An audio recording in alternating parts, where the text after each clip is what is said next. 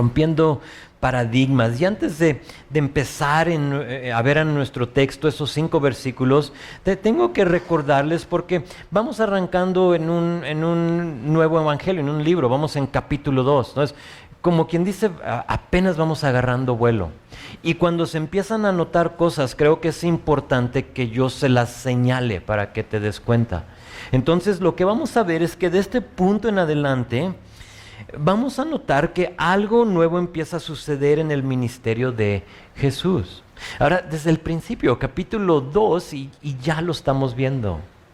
Vamos a notar que los religiosos, y cuando digo religiosos estoy hablando de saduceos, fariseos, escribas, las personas que componían el sistema religioso del día, se están dando cuenta de Jesús. Ha corrido la voz, la fama de Jesús ya empezó a crecer y no solo han conocido de Él, sino que también un odio y un disgusto está brotando en ellos. De hecho, lo vimos la semana pasada cuando Jesús, ¿recuerdas? Perdona al paralítico. ¿Te acuerdas al que abrieron el techo y lo bajaron? Y Jesús dice, tus pecados te son perdonados. Ahí nos dice que los religiosos que estaban ahí, dijeron en su corazón, dice, cavilaban y preguntaban en sus corazones, ¿quién es este hombre que perdona pecados?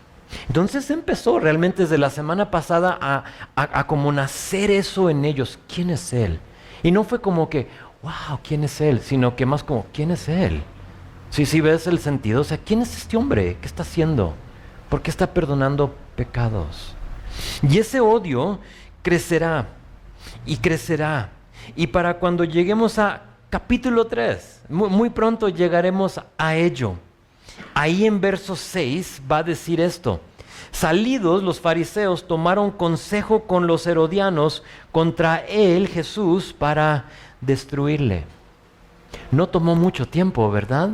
Si notas que empezó como preguntas, ¿quién es él? A lo que vamos a ver hoy, ¿por qué está comiendo con ellos? A capítulo 3, hay que matarlo. Otras versiones dicen de ese versículo en capítulo 3, a lo mejor la tuya lo dice, que hacían planes para matar a Jesús. Eso querían hacer, es algo nuevo que estamos viendo aquí en este evangelio. De aquí en adelante eso se va a hacer más notable. ¿Y sabes por qué lo mencionó? Porque si a Jesús lo perseguían, si a Jesús le pasó esto, ¿qué esperamos nosotros? Creo que lo mismo. Habrá un cierto de disgusto, quizá hasta odio para todo aquel que sigue a Cristo. Ahora, no sé si te lo dijeron cuando te presentaron el evangelio. De hecho, que es algo que como que se nos olvida decirle a la gente. ¿Sabes qué? Junto con esto, salvación, vida eterna, paz inigualable, hay también un odio y un rechazo que viene del mundo. Pero sabes, es algo que no es un secreto, no es algo que no lo decimos porque, por lo menos yo, si no lo digo es porque se me olvida decirlo, pero cada vez que les puedo recordar se los hago, ¿a poco no? O sea, hemos sido llamados para seguir a Cristo, pero eso a veces conlleva con ello un odio de la gente, un rechazo. Y Jesús no lo dijo en Juan capítulo 15, 18, lo puedes anotar, yo te lo leo. Dice, si el mundo los odia, recuerden que a mí me odió primero. Si pertenecerían al mundo, el mundo los amaría como a uno de los suyos, pero ustedes ya no forman parte del mundo. Y luego dice, yo los elegí para que salieran del mundo, por eso el mundo los odia. No lo dijo, no es un secreto. No nos debe de tomar como de sorpresa, que no sea algo extraño el ser perseguido o odiado así como a Jesús. Pedro en su primera carta, capítulo 4, versículo 12, hablándole a personas que crees, perseguidas, personas odiadas. Solo eres perseguido si hay alguien que te odia. ¿Sí? Que te está echando fuera de tu país, de tu área. Cuando es persecución verdadera es porque hay un odio en otra persona. ¿Qué hacía Pablo cuando era Saulo todavía? O sea, a Damasco había pedido el permiso para ir a perseguir a los demás. Había un odio en ese hombre. Y Pedro, hablándole a los perseguidos de una zona, de una área, dice en versículo 12 de capítulo 4, dice: queridos amigos, no se sorprendan de las pruebas de fuego por las que están atravesando, como si algo extraño les sucediera. Ahora, esto es porque eres creyente. No porque robaste algo y dices, ay, me están persiguiendo, o porque hiciste algo mal contra otra persona. No está hablando Pedro de eso. Estamos hablando cuando dice que sorprendan las pruebas de fuego, es porque te están persiguiendo. ¿Por quién eres? Eres un cristiano, eres diferente a los demás. Entonces les dice, no les sorprende esta cosa de lo que están atravesando, como si algo extraño les sucediera. Y es parte de ser un cristiano. Pero en verso 13 dice esto, Pedro. Dice: al contrario, alégrense de tener parte en los sufrimientos de Cristo. Y a veces no vemos la persecución de esa manera, como algo de lo que nos debemos de alegrar por lo que somos.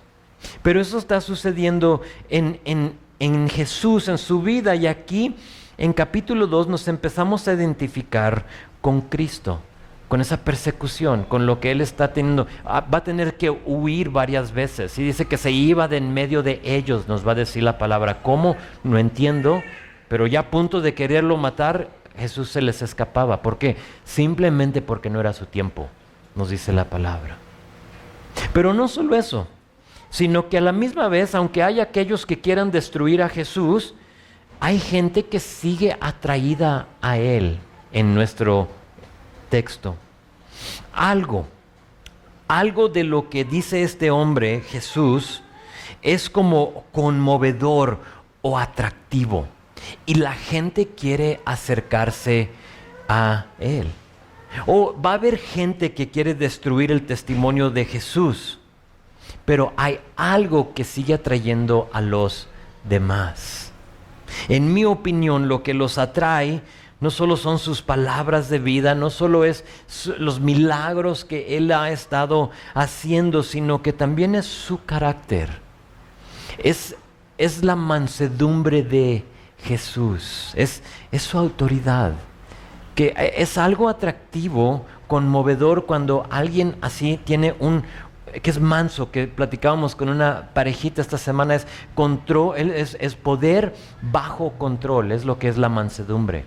Tienes todo el poder para destruir, para atacar, para hacer lo que tú quieras, pero está controlado. Y esa es mansedumbre. Y la gente ve eso en Jesús y como que los atrae a Él. Y esa es la escena, eso es lo que hemos estado viendo, lo venimos desarrollando desde capítulo 1, y ahora en capítulo 2 vamos a como que decelerar aquí un poco, nos vamos a frenar un poco para solo examinar estos 5 versículos. Ahora, Marcos sigue siendo un evangelio de acción. ¿Recuerdan las películas de Liam Neeson? O sea, de una escena a otra. Y lo sigue siendo. Y aquí, si no me cuido, creo que vamos a pasar por encima de algo que es súper importante. Y eso importante, creo, es importante para nosotros, porque es algo que actualmente estamos viviendo. Creo que Jesús hace algo que requiere que lo entendamos bien. ¿Por qué? Porque somos y estamos siendo confrontados con algo muy similar hoy en día. Estoy hablando de qué, de convivir, de comer, de pasar tiempo con personas que abiertamente están en pecado. Y esto, no puede ser. ¿Qué estás diciendo? ¿Puedo comer con alguien que es un pecador? Ahorita lo veremos. Pero es eso, es esa pregunta que nos tenemos que hacer, o que quizá ya te has hecho, tú como tus hijos. ¿Qué hacemos cuando alguien nos invita a convivir con gente totalmente diferente a nosotros? Porque ¿a poco no es un problema para nosotros? Sí lo es. Y cuando digo diferente, no estoy hablando de raza o de color, ¿sí? O sea, yo soy moreno, él no. No es eso, sino que estoy hablando diferencia espiritual. ¿Qué hacemos? ¿Qué hacemos? Creo yo hay dos opciones en nuestro texto hoy. Y una es que podemos ser como los fariseos, o la otra es que podemos ser como Jesús. Y allí es donde yo veo que Él empieza a romper este paradigma que dice, no, burbuja cristiana, no te salgas de ahí, mantente ahí. Y a lo que yo digo, ¿cuándo vamos a alcanzar al perdido? ¿Cuándo vamos? Si Jesús dice que Él vino para sanar a los enfermos, que un médico entiende perfectamente eso, porque un médico, para diagnosticar, para sanar al enfermo, tiene que tocarlo, tiene que, abre la boca, y muchas veces también ellos se contagian. Pero es la única manera que ellos pueden hacer ese diagnóstico. ¿Para qué? Para recetarle lo necesario. Y es lo que vamos a ver hoy. Entonces, en dos partes vamos a dividir nuestro texto. Uno es, porque dos cosas van a suceder. Y la primera la encontramos en versículo 13 y 14.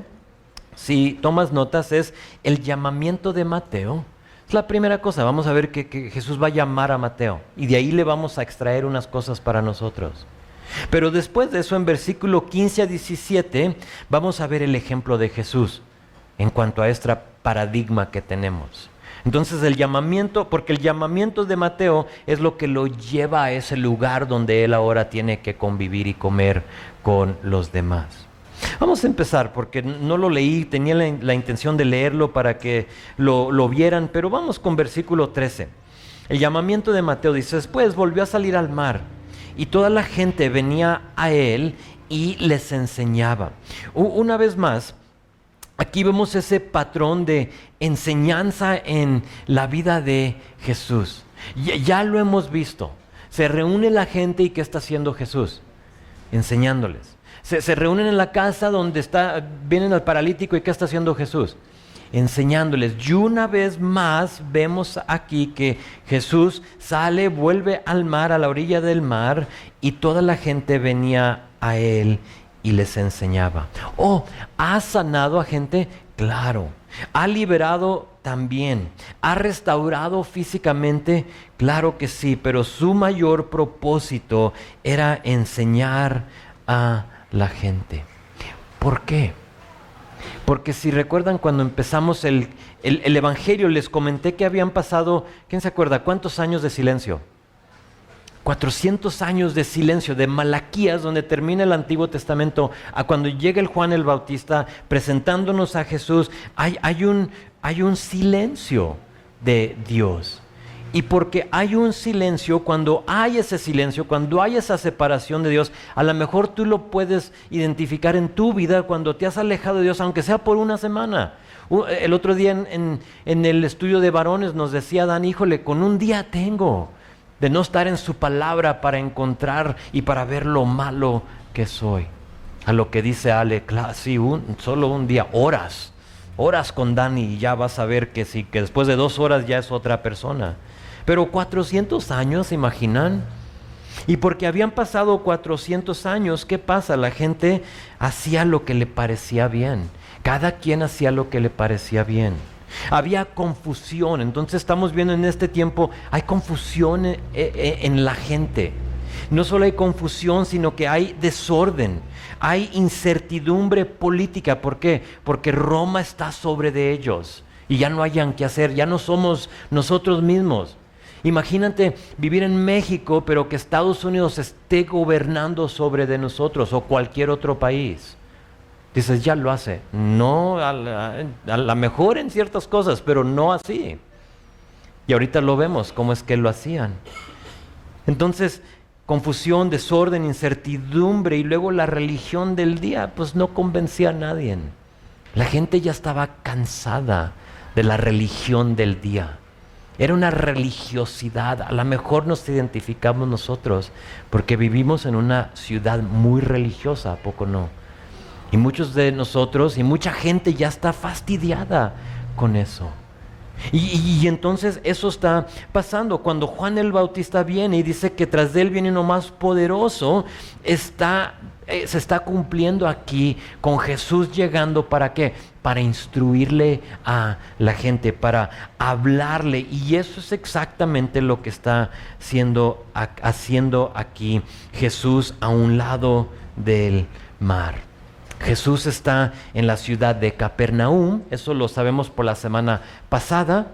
Está a un lado del mar, si ven la escena conmigo, está a un lado del mar de Galilea, y eso ahorita es clave, y está enseñando y la gente se le acerca, pero termina de enseñar. Y luego tenemos versículo 14, dice, y al pasar vio a Leví, al hijo de Alfeo, sentado al banco de los tributos públicos, y le dijo, sígueme. Y levantándose, le siguió. Ahora, para como pintar ese cuadro un poquito más, tengo que describir esta escena porque es importante que lo entendamos. El Imperio Romano, como lo mencioné, gobernaba sobre mucho del mundo y ciertamente sobre de Israel. ¿Y qué crees? Como todo gobierno, ¿qué piden? ¿Qué exigen? Tributos, impuestos, hacienda, ¿sí? Quieren saber para poder cobrar. Y aquí no era nada diferente. Roma, como era los que gobernaban sobre de ellos, querían estos impuestos. Y Leví, Mateo, aquí lo nombra como Leví es Mateo, es el que escribió el Evangelio, está a un lado del mar. ¿Por qué? Porque nota que Jesús va pasando por el lado del mar y nota que está ahí, hay un banco de tributos. ¿Por qué al lado del mar? Porque hay algo que sale del mar. ¿Qué sale del mar? Pescados. Y de ahí salían los pescadores y ellos también, ¿qué crees? Tenían que pagar su impuesto dependiendo de la pesca que lograron ese día. Entonces había una caseta, una de muchas casetas. Una caseta, una oficina en donde estaba un guardia romano. Entonces ese estaba ahí no para cobrar, ellos no iban a hacer ese trabajo. Ellos estaban ahí ¿para qué? Para ser la autoridad. Porque tú, ahorita nos damos cuenta, odiabas a estos publicanos que se les nombra. Estos que cobraban impuestos. Entonces, si tú odiabas a alguien, era muy probable que quisieras tú, sí te voy a pagar tu impuesto, pero también te voy a dar con esta roca, ¿no? Entonces vienes tú y te la das y le quieres dar. Y ahí estaba el guardia romano. ¿Para qué? Para asegurarse de que se mantenía el orden en las transacciones que se hacían. Entonces está vigilando, está asegurando el orden y estas personas eran odiadas. Por dos razones eran odiadas. La primera es porque eran judíos. Les digo, los romanos no cobraban, o sea, eso era como muy bajo de estar ahí sentados cobrándole a la gente. El guardia solo estaba vigilando que cobrara lo justo, lo que se requería, pero el que cobraba era judío. Entonces, la primera razón por la cual lo odiaban estas personas es porque ellos eran judíos trabajando por Roma. Se consideraban traidores, tenían una lealtad dividida, porque decían, ya no solo eres judío, sino que ahora trabajas por el enemigo, no puede ser. Y la gente los odiaba. La segunda razón es que eran odiados porque en general, el que estaba dispuesto a tomar ese tipo de trabajo, el que estaba dispuesto a decir, que me odien no me importa, era una persona estafadora, tramposa, codiciosa y traicionero. Entonces se decía en ese tiempo que un publicano fiel y justo era raro. No existían. Sí, eran personas odiadas por la sociedad, no tenían la mejor reputación porque, ¿qué creen? Cobraban el impuesto de Roma, pero a la misma vez exigían más, ¿para qué? Echárselo a la bolsa. Entonces, si vamos a decir, el tributo era 1% de lo que tú ganaste. Te cobraban el 1%, pero también le podían agregar lo que ellos quisieran. A Roma no le importaba. ¿Por qué? Porque ellos con lo que exigían tenían. O sea, si te cobramos 1, pues 1. Tú nomás entrégame el 1% de todo lo que recaudaste. Pero yo como publicano puedo decir, págame el 3. Y si yo no te voy a pagar el 3, aquí estaba el que me respaldaba. Págale o te quitamos todo, o a la cárcel o lo que sea. Entonces sí te das cuenta porque estos hombres eran súper odiados. Todos sabían lo que estaban haciendo estas personas y eran odiados, pero ¿qué crees? Tenían dinero. Eran personas que tenían feria, se puede decir. Tenían dinero, pero no solo dinero, sino que también tenían comunidad entre ellos. ¿Por qué? Porque nadie más iba a querer convivir con ellos, ni los romanos, ni los judíos. Entonces se está creando, y de nuevo, pinto esto porque va con el segundo punto. Se está creando una comunidad de personas que, desenfrenadas, tramposas, no queridas por nadie. Sí, a lo mejor dices, soy yo. Ah, ok, entonces te identificas con los publicanos. A lo mejor ayer, creo éramos todos uno de ellos en un tiempo. Y esta comunidad se está creando entre ellos porque no eran solo uno o dos, eran varios. Y te puedes imaginar las conversaciones que se llevaban a cabo allí en el banco. O sea, ¿de qué hablaban? Personas tramposas, codiciosas, llenas de lascivia. O sea, cosas pecaminosas, cosas feas, no se puede decir. Y eso estaba sucediendo ahí. Entonces, en ese ambiente está un hombre de muchos, sentado ahí entre los demás, y su nombre es Leví. Y ahí, entre de ellos, cobrando más de lo que debía, estafando a la gente, odiado por los demás, Jesús pasa, fija su mirada en Leví y fíjate lo que le dice: sígueme, sígueme. Lucas dice que dejándolo todo, le agrega poquito más, dejándolo todo, se levantó y le siguió. Ahora, dos cosas de eso.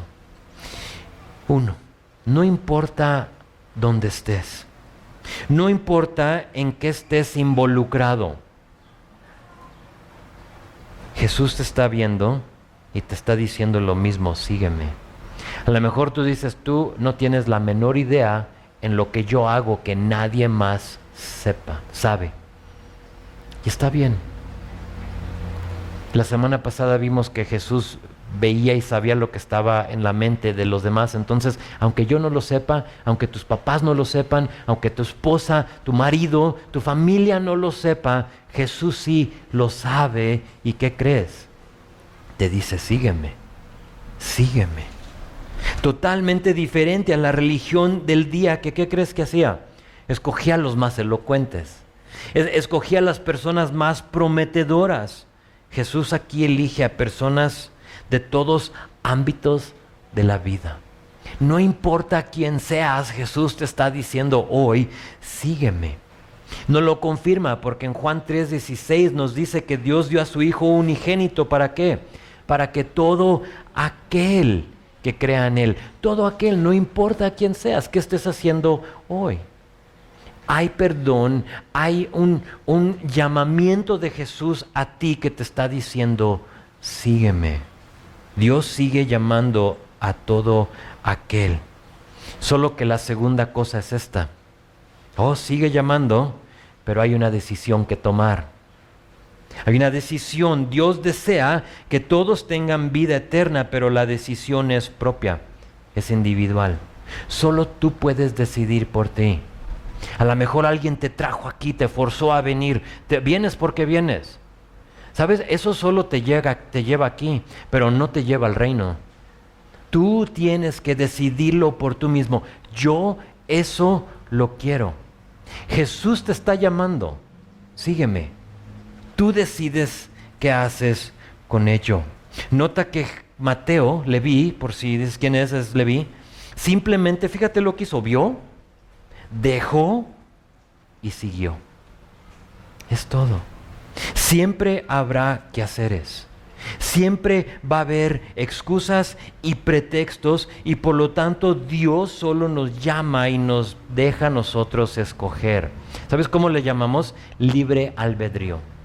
Es eso. Tú decides. Es un caballero el Señor.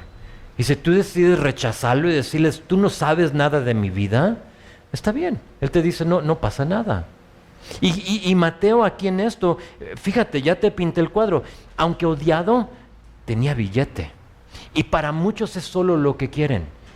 Mientras que tenga billete, amor, casa, lo que sea, estoy contento. Pero tú sabes que lo puedes obtener todo y al final del día, cuando pones tu cabeza sobre la almohada, estás vacío.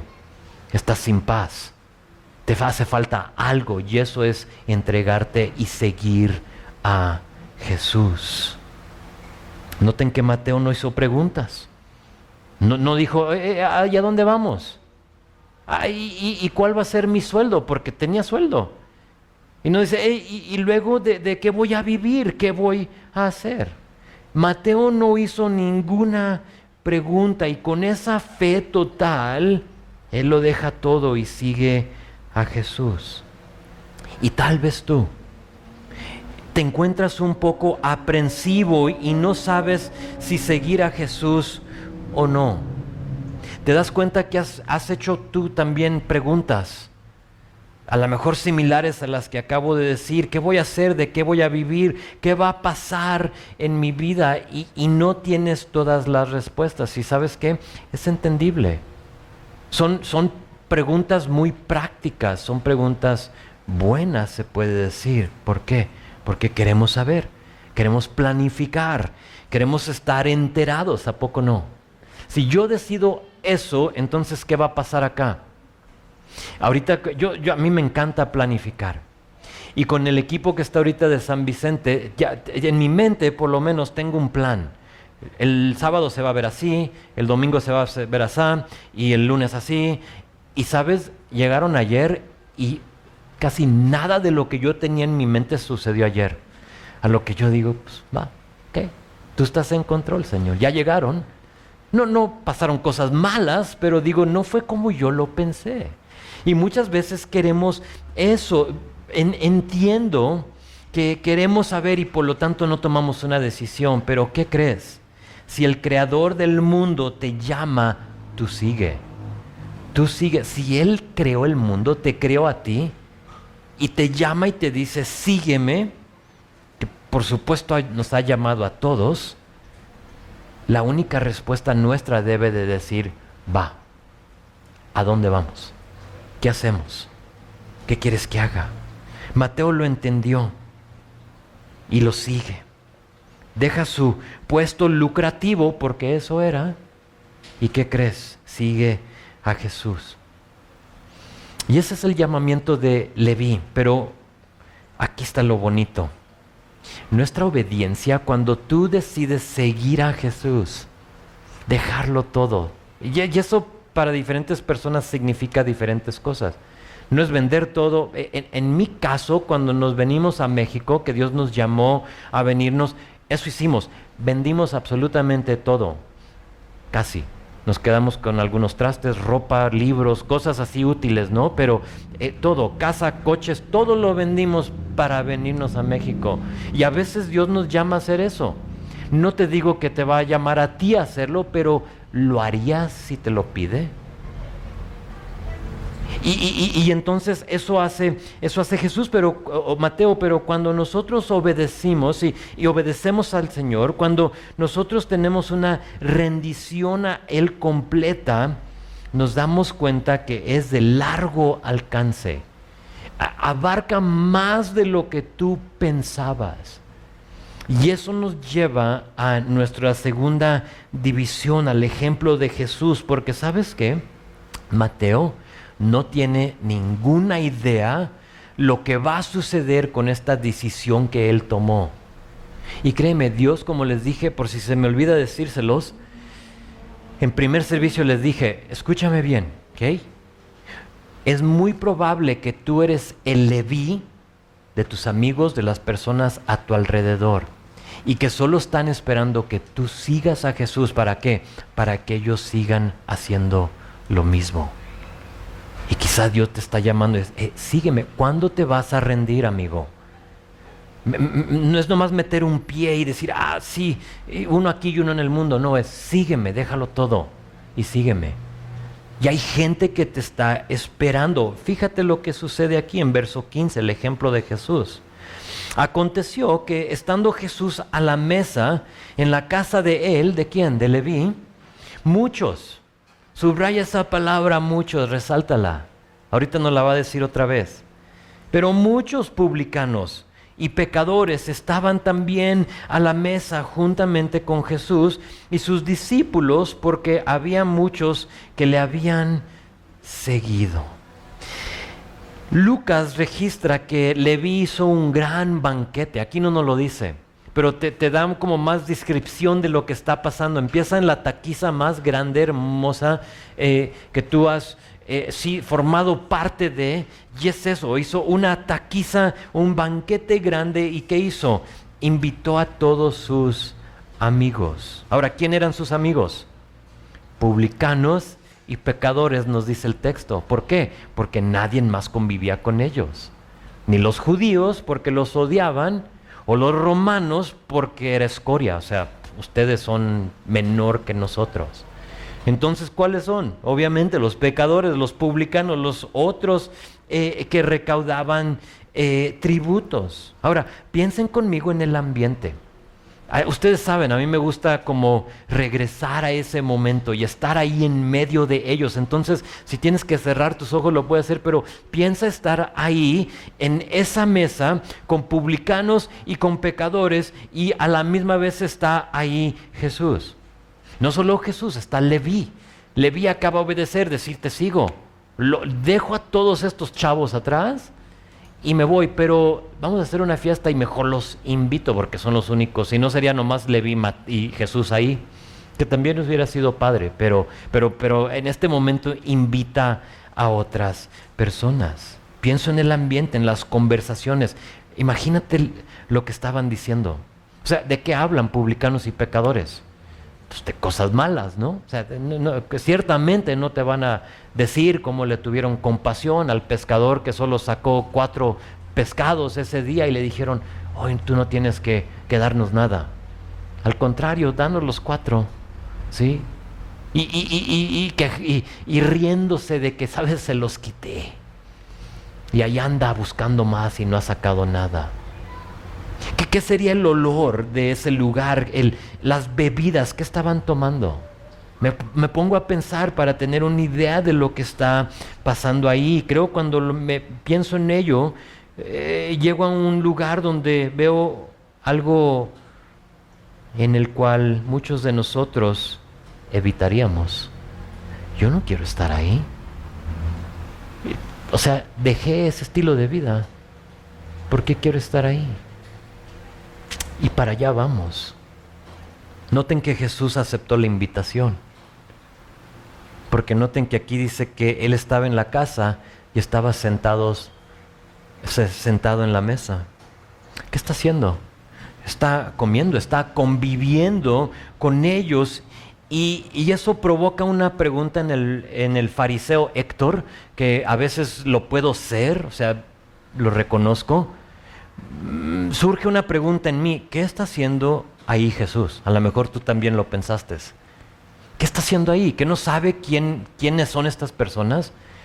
El ambiente, el olor, las conversaciones, ¿qué está haciendo ahí Jesús? Me pongo a pensar, ¿qué no sabe Jesús lo que dice Proverbios 13, versículo 20? El que anda con sabios, sabio será, mas el que se junta con necios será quebrantado. ¿No lo sabrá? Yo diría, Jesús, ¿qué no? O sea, Proverbios, ¿sí lo sabes? ¿No sabe que Pablo después va a escribir en 1 Corintios 15, 33 que las malas compañías corrompen las buenas costumbres? O sea, ¿no lo sabrá Jesús? A lo mejor sale el fariseo de ti también y dices, hey, ¿qué onda? ¿Que no debemos de alejarnos de ese estilo de vida? Y tenemos Biblia que nos desanima porque hay muchos más versículos. Puedes anotar ahí tú también, quizá, ¿qué es? Segunda de Corintios 6:14, si no me equivoco, donde nos dice que no deberíamos estar en yugo desigual. Y dices tú, ¿qué onda? Está en yugo desigual. ¿Y por qué está ahí? Y hay muchos más versículos que nos desaniman y nos dice, aléjate de ese lugar. Saliste de ello. Y sabes, les he dado versículos que nos desaniman de tener ese tipo de comportamiento y de convivio. Y si lo aplicamos a nuestra historia, esos versículos sin considerar quién es Jesús y a qué vino Jesús, seremos igual que los fariseos. Porque muchas veces solo tenemos esos versículos y no vemos el contexto de lo que estamos por ver. A ver si me les puedo explicar un poquito mejor. Quizá nuestra reacción sería igual a de los fariseos. Fíjense en verso 16. Y los escribas y los fariseos, viéndolo comer con los publicanos y con los pecadores, dijeron a los discípulos, ¿qué es esto? ¿Que él come y bebe con publicanos y pecadores? Es justamente lo que pensó el fariseo Héctor hace poco. O sea, ¿qué está haciendo ahí Jesús? ¿Por qué está ahí con ellos? Ahora, de cierta forma entiendo lo que están diciendo, porque en esta cultura, en este tiempo, el comer con alguien era algo muy íntimo, muy similar a lo que acabamos de hacer con la cena del Señor. Eso realmente es solo para creyentes, ¿a poco no? O sea, estamos conviviendo, es algo que nosotros solo entendemos, hay una intimidad y por eso lo hacemos como familia. Porque tenemos algo que nos liga a todos y eso es que, bueno, se supone que los que lo hemos tomado es porque recibimos el perdón por nuestro pecado. Pero para ellos no era esto, sino que de cierta forma ellos pensaban que te unías a los demás cuando comías con ellos. Había una intimidad. ¿Por qué? Porque lo que sucedía es que en la mesa había cazuelas o trastes, se puede decir, con diferentes comidas de las cuales todos compartían. Entonces lo que pasaba es que tú mojabas tu pan en el mismo traste donde yo mojé el mío. ¿Sí estás conmigo?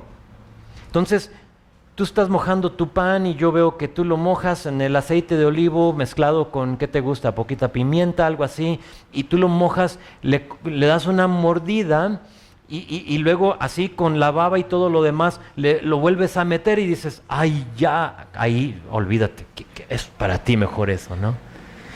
Pero era algo muy, si están conmigo, no hacían eso, sino que yo mojaba, tú mojabas, él mojaba, los otros mojaban y era algo íntimo. Más allá, el mismo cucharón que yo tomaba, porque estoy comiendo con mis manos. Entonces yo tomaba de eso para comer, tú también lo agarrabas. Y había como una unidad lo que ellos pensaban y por lo tanto la reacción de los fariseos. No puede ser que se esté contaminando de estas personas inmundas y pecadoras. Entonces entiendo la pregunta de los fariseos, solo que aquí está la diferencia. Aquí está la clave. Fíjate, la palabra fariseo significa ser claramente separado. Entonces, el ser un fariseo ya eras por nombre separado de los demás. ¿Estás conmigo?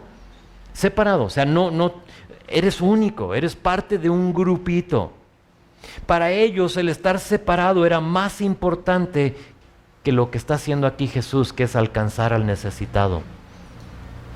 Y ese es nuestro problema, que a veces se nos hace más importante el estar alejados en nuestra burbuja cristiana que alcanzar a aquel que realmente lo necesita. Por eso, ¿te acuerdas la parábola del buen samaritano? Son 3 personas que ven a una persona que está ahí tirada en el suelo, lo golpearon. Y pasa el primero que nos dice la palabra que era un sacerdote y ¿qué hace? Le da la vuelta al que tenía la necesidad. Pasa un levita, que eran los que trabajaban en el templo, y ¿qué pasa? Le saca la vuelta al que estaba en necesidad. Pero ¿qué pasa? Llega el samaritano, por eso el nombre el buen samaritano. Y llega el samaritano y fíjate, dice la palabra, lo vio y se compadeció de él. Y eso es lo que está sucediendo aquí. Jesús se ha compadecido de ellos. Entonces ellos lo ven comiendo con estos pecadores publicanos y preguntan, ¿qué es esto que este hombre está haciendo? ¿Por qué lo preguntan? Porque ellos jamás se hubieran sentado, porque para ellos era más importante mantener su pureza religiosa que la condición de estos pecadores. ¿Sí ven la diferencia? Es muy fácil juzgar a Jesús. ¿Qué estás haciendo ahí? Si nos queremos mantener así en nuestra burbujita.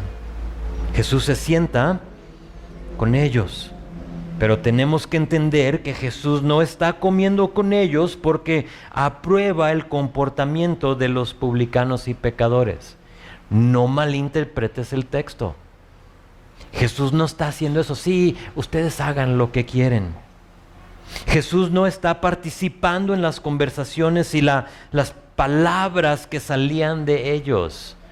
Él no está diciendo, pues si ustedes dicen más las razones, pues yo también tengo unas buenas también y ahí les van. ¿Sí? No está contando chistes colorados, ¿no? O sea, ese está bueno, déjate, tengo uno mejor. ¿Sí? No está haciendo eso. Jesús no está diciendo, haz lo que tú quieras, mientras te sienta bien, hazlo. ¿Y a poco no actualmente vivimos en una cultura donde eso se está diciendo? Si a ti te parece bien, hazlo. Y nos piden a nosotros como creyentes ser ¿qué? Tolerantes. O sea, tú nomás toléranos. O sea, si yo quiero tener novia y soy mujer, ¿a ti qué? Si soy hombre y estoy atraído a los hombres y quiero ser, ¿a ti qué? Tolera. Y el mundo es un mundo que dice, hey, déjalos en paz. Déjalos que hagan lo que ellos quieren. Jesús no está haciendo eso. Tienes que saber que no lo está haciendo. Jesús no accedió voluntariamente a comer con ellos porque tampoco no quería herir los sentimientos de Mateo. No es como que, híjole, me invitó y pues sí, para que me da pena, pero pues vamos porque pues me invitó. No es eso. Checa esto, Jesús aceptó la invitación porque previo a esto, Él estaba haciendo ¿qué? En versículo 13, ¿quién recuerda? Enseñando. Jesús estaba enseñando y compartiendo ¿qué? Un mensaje de esperanza, y aquí se atrevió a ser juzgado para compartirles también a ellos. Esa es la diferencia. Por eso es que Jesús está ahí. Actualmente, como creyentes, vivimos en un tiempo muy raro, muy extraño. ¿Por qué? Porque de un lado, cristianos están siendo señalados como intolerantes, homofóbicos, elitistas y arrogantes porque muchos no están dispuestos a sentarse a la mesa de un pecador. Y ves a aquella persona y hasta le sacas la vuelta. ¿Oh, homofóbico? ¿Piensas que te voy a contagiar si me tocas o te sientas a un lado de mí o qué? ¿Vas a ser igual que yo? A lo mejor te gusta. ¿Sí? Sí, y nos llaman, no, aléjate, eres homofóbico, eres intolerante. Pero al otro lado de la moneda, si te atreves a comer con un pecador, la iglesia está ahí para inmediatamente preguntar, ¿por qué está con esa escoria? ¿Qué onda? ¿A poco no? O sea, es cierto, vivimos en un tiempo donde tenemos estas dos opciones, o sea, hago esto o hago lo otro. Y si tu corazón y tu meta es compartirle a los demás las buenas nuevas y la esperanza en Cristo, entonces yo te diría, hazlo. Hazlo. Si esa es tu meta, si eso es lo que quieres hacer, ve y come con publicanos y pecadores, pero que ese ya sea tu estilo de vida. ¿Por qué lo digo? Porque Jesús en versículo 15 se encuentra enseñando. Él es lo que Él hacía. A lo que yo te pregunto, ¿cuál es el versículo 13 de tu vida? Si tú tienes un hábito y tú tienes un estilo de vida que quiere compartir las buenas nuevas, entonces cuando estés con gente contaminada, entre comillas, ¿estás conmigo? no te van a contaminar, sino que tú vas a contaminarlos a ellos. ¿Por qué? Porque ya ese es tu hábito. Es tu versículo 13 de tu vida. Ahora, si tú quieres convivir con pecadores para no verte mal con los amigos, te invitan y dices, sí, vamos, pero lo haces y tú sabes, entonces lo hago para que no piensen que soy mala onda. ¿Sí? Para que no digan que, pues mira, qué elitista aquel. O porque quieres ser políticamente correcto, que es lo que también está sucediendo mucho en nuestra cultura, que tienes que ser correcto políticamente, o sea, no le digas nada malo, entonces tú estás con ellos, y si ese es tu motivo, entonces yo te digo, no lo hagas. ¿Por qué? Porque jamás vas a abrir la boca. Jamás vas a abrir la boca. Cuidado si tu versículo 13, que es enseñar, es compartir, es ser la luz, no encaja con tu versículo 15, que es estar a la mesa sentado con los demás. ¿Sí me expliqué? Tu 13 tiene que encajar con tu 15. Y aquí los religiosos se les hizo totalmente contracultura que Jesús esté con pecadores, porque ellos jamás lo harían. ¿Sabes por qué no lo harían?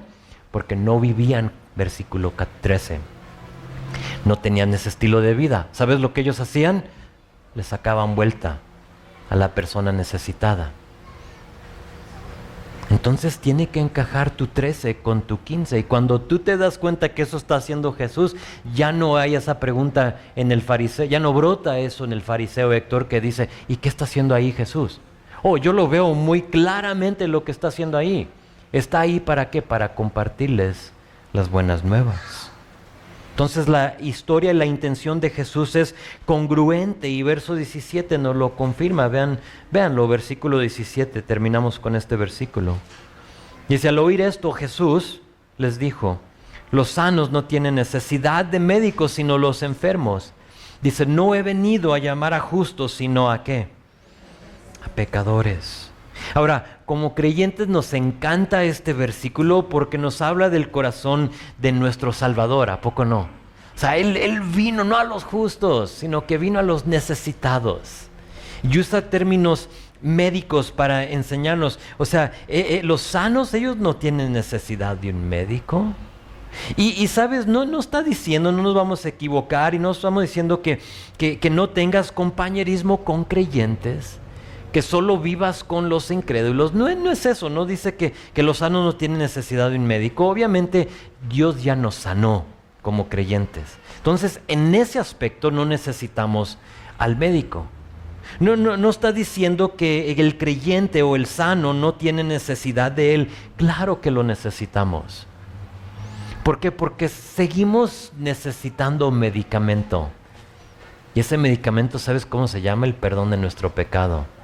Y es algo cotidiano, que tú sigues yendo al médico para que él te siga perdonando. Entonces no está diciendo eso. Versículo 17 es muy simple, pero a la vez muy profundo.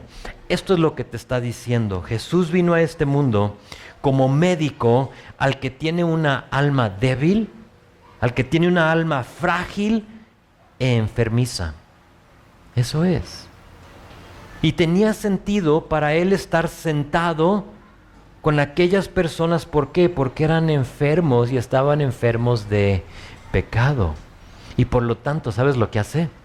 Rompe la paradigma, rompe la norma de sacarle la vuelta al enfermo y se sienta a comer con ellos. Ese es nuestro Jesús. No era un elitista.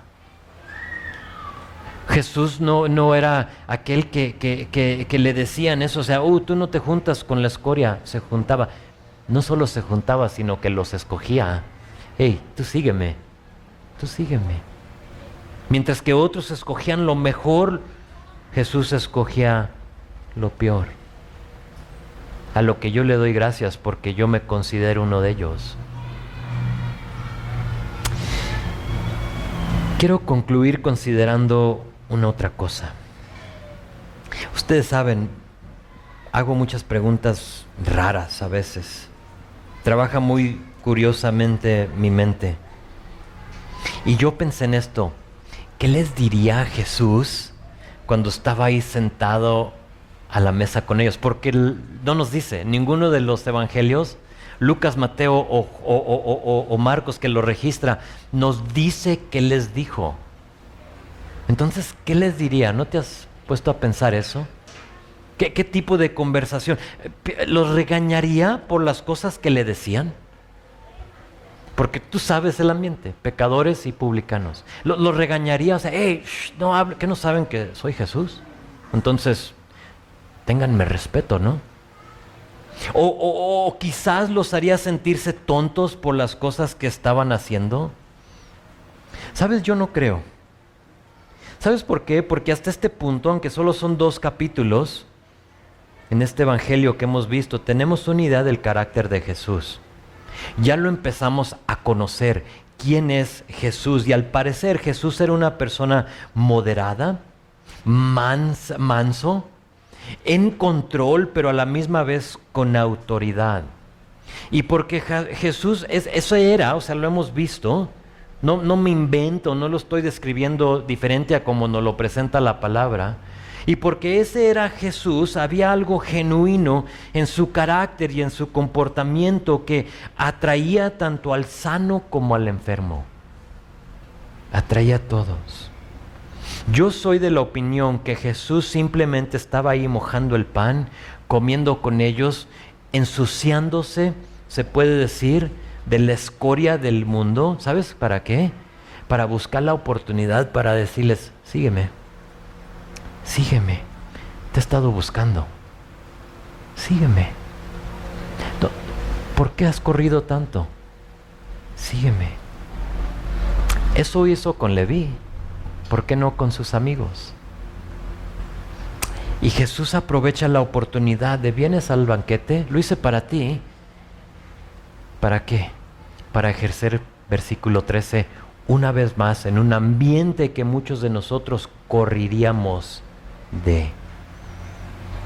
Entonces mi pregunta para nosotros es esta: ¿estamos dispuestos a sentarnos a la mesa de pecadores para decirles, Jesús te está buscando, síguelo?